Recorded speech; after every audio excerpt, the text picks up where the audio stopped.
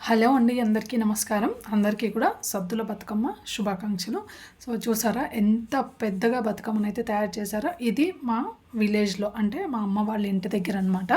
Last year నేనైతే అక్కడే ఉన్నాను. అండ్ మార్నింగ్ ఇలానే చాలా పెద్దగా తయారు చేశారనమాట బతుకమ్మని.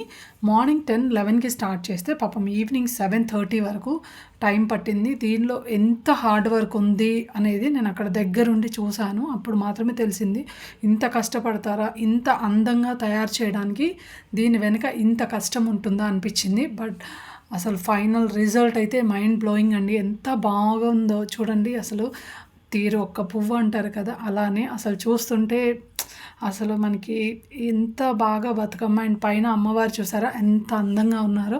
ఇంకా మా పిల్లలైతే ఇదంతా అసలు అక్కడి నుంచి రాను కూడా రావట్లేదు. అండ్ ఇలా బతుకమ్మని తయారు చేసేటప్పుడు పిల్లలు కూడా చాలా హెల్ప్ చేశారు.